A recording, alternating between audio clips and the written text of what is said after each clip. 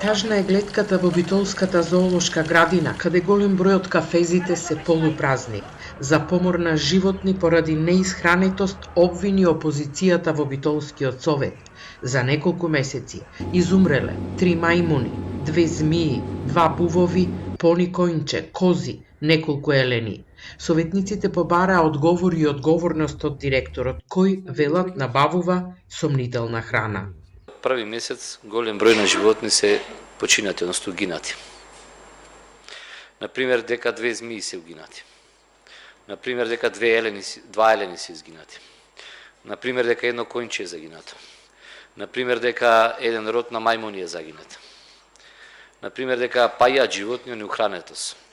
Смртност од неухранетост е катастрофа. Директорот Жарко Тренковски потврди дека животни умираат, иако не кажа колку станари изгуби зоолошката градина во Битола. Се пожали дека не достигаат и средства и кадар, но категорично демантира дека животните се изгладнети. Рече дека сите вработени вложуваат на човечки напори да ја одржат градината и да не се затвори, затоа што станува збор за исклучително значајна установа за градот. Зоолошката, животните за храна нема да страда. Дали има угинати животни? Има. И ќе угинува, и ќе се раѓа. Меѓутоа не од неухранетост.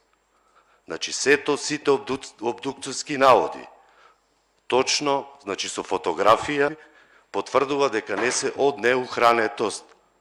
Советниците предложија сите колку што можат да се вклучат и да помогнат за спас на Битолската зоолошка градина, стара 75 години. За зоолошката градина земајки си обврска дека ќе се обидам да лобирам кај бизнисмени и граѓани во Битола кои сметам дека можат да поможат. Лани во септември умре една од двете мечки, а тогаш беше кажано дека смртта настапила од старост. Во Битолската зооградина има десетина вработени, од кои 8 се зоонегуватели, кои се грижат за околу 300 станари во градината, иако се потребни 3 пати повеќе.